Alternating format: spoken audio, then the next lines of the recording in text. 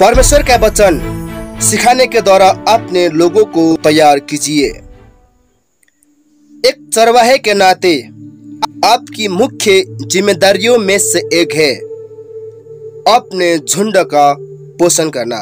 पतरस को उसका ये स्तरीय वचन मेमनों और भेड़ों दोनों का पोषण करने के लिए था।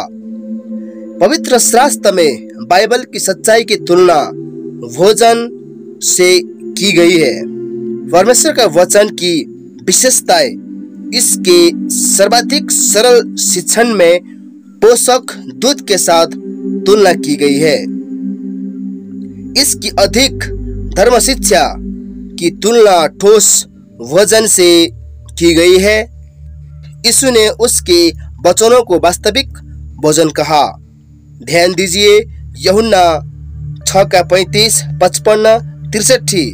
दाऊद ने भी गवाही दी कि परमेश्वर का वचन उसके लिए मधु शहद से भी मीठा है। आत्मिक स्वास्थ्य और ताकत आत्मिक भोजन पर निर्भर रहते हैं। एक वक्त मंडली में दुर्बल आत्मिक जीवन संकेत करता है कि पासवान उसके लोगों को यथेष्ट रूप से खिला नहीं रहा था। पासवान जो ये शिकायत करता है कि उसके लोग गहरी आत्मिक सच्चाई में रुचि नहीं लेते, हमें दो चीजें बताता है। उसने उसके लोगों की परमेश्वर के साथ एक गहरी चाल में अगुवाई नहीं की है और वह उसे पर्याप्त बाइबल सच्चाई नहीं खिला रहा था।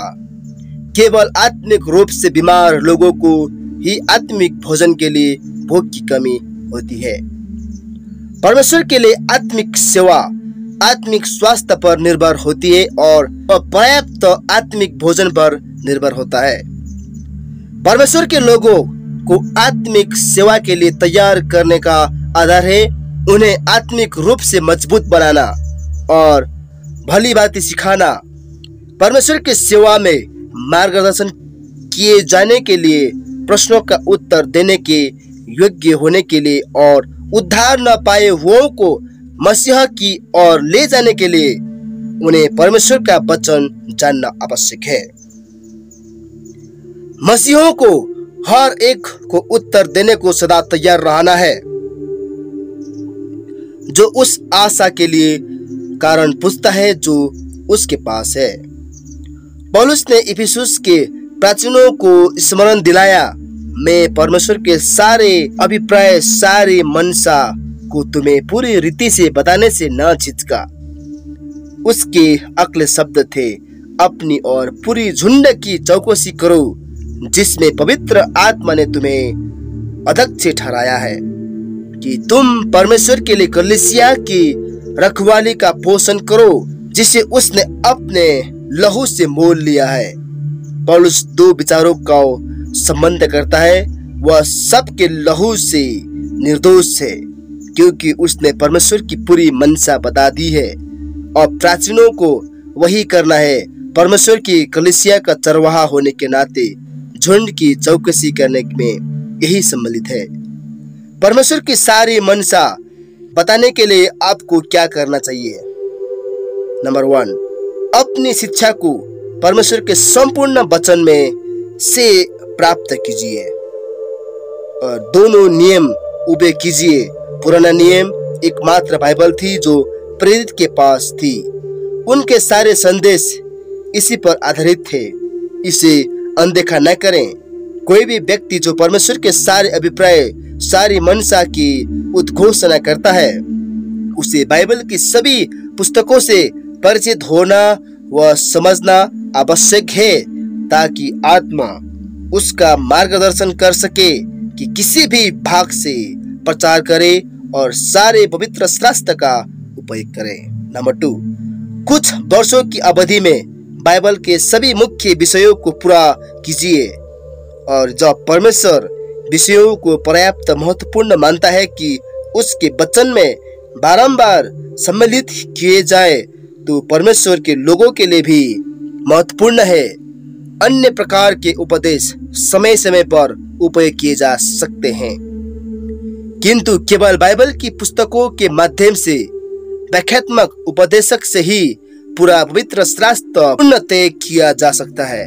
आपको जिस क्रम का अनुसरण करना है, परमेश्वर आपका मार्गदर्शन करेगा। एक आत्मिक रूप से आलसी व्यक्ति जो संपूर्ण वचन को यथेष्ट रूप से पढ़ और अध्ययन नहीं कर रहा है, अपने अधिकांश संदेशों को पवित्र शास्त्र के उसी भाग में से या उसी विषय से उपदेश देने को प्रवृत्त होता है। नंबर 3, अपना महत्व जोर वही रखिए जहां परमेश्वर रखता है। पवित्र शास्त्र के प्रमुख बल पर निरंतर ध्यान दीजिए और परमेश्वर पवित्र शास्त्र में जो केवल 1 या 2 आयतों में व्यक्त करता है, वो आपकी सेवकाई के लिए मुख्य विषय नहीं है। विषय जो बार बार दोहराए जाते हैं स्पष्टतः परमेश्वर के लिए बड़े ध्यान की विषय है।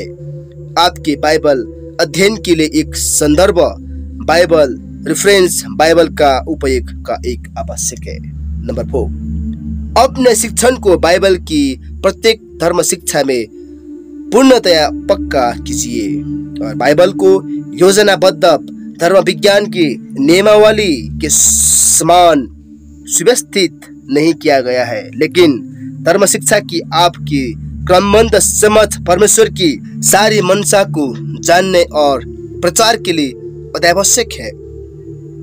धर्म विज्ञान की एक पुस्तक के एक अध्याय के संक्षिप्त तथा अति सुव्यवस्थित रूप में आप संदेश नहीं दे सकते हैं। आप धर्म विज्ञान को पहचाना और ऐसी भाषा में उपदेश तथा शिक्षा देना चाहिए जो आपके लोग समझ सके, और फिर कुछ समय के बाद आप उन्हें बाइबल की प्रत्येक धर्म शिक्षा में पक्का करेंगे। समय समय पर कुछ सप्ताहों के लिए आप एक धर्म शिक्षा की श्रृंखला देना चाहेंगे। हालांकि योजनाबद्ध धर्म शिक्षा शिक्षण आपके नियमित संदेशों में थोड़ा थोड़ा करके सम्मिलित किया जा सकता है। धर्म शिक्षा संबंधी अंतर्दृष्टि और साथ ही व्यावहारिक अनुप्रयोग देना जारी रखिए।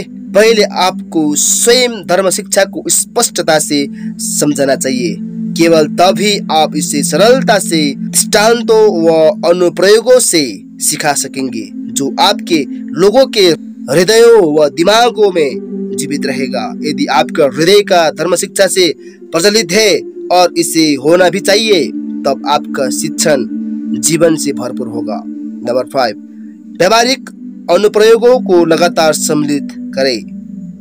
परमेश्वर का वचन खंड खंड करके पवित्र आत्मा के द्वारा प्रेरित किया गया था ताकि लोगों की वास्तविक जीवन परिस्थितियों में सहायता हो। यह सभी लोगों के लिए प्रासंगिकता का सनातन सच है, किंतु सभी खंड किसी विशेष क्षण में समान रूप से प्रासंगिक या अनंत महत्वपूर्ण नहीं है। नंबर 6, परमेश्वर की महान योजना की एक स्पष्ट रूपरेखा संप्रेषित कीजिए। आपके लोगों को परमेश्वर की युगों के लिए छाई हुई योजना की बेहता महिमा और सार्थकता का बोध करने में सहायता की जाना चाहिए। उन्हें परमेश्वर की योजना की एकता और उस योजना के अंदर सार्थक भूमिका जो परमेश्वर के पास उनके लिए है की अनुभूति करने में सहायता कीजिए। आपके लोगों के प्रति संपूर्ण पवित्र शास्त्र को कोई और चीज अधिक जीवंत या अधिक प्रासंगिक नहीं बताती जितना कि परमेश्वर की महान योजना में उनके स्वयं के हिस्से का एक दर्शन पकड़ना जो सनातन काल में ले जाता है। तब वे आज के लिए व्यवहारिक प्रभाव पर और सनातन काल में उनके कल के लिए महान युगांत विज्ञानी प्रतिज्ञा दोनों के ऊपर रोमांचित होंगे। इस तरह आप उन्हें उत्साह से भर देंगे कि उनके प्रतिदिन के जीवनों में अर्थपूर्ण व सार्थक ढंग से प्रभु की सेवा करने के लिए व्यवहारिक निर्देशन के साथ परमेश्वर के जारी अभिप्राय में सम्मिलित हो और चर्च में उनके भाग को देखने में सहायता करेंगे। जैसे कि यह परमेश्वर की सनातन योजना में ठीक बैठता है। आमीन।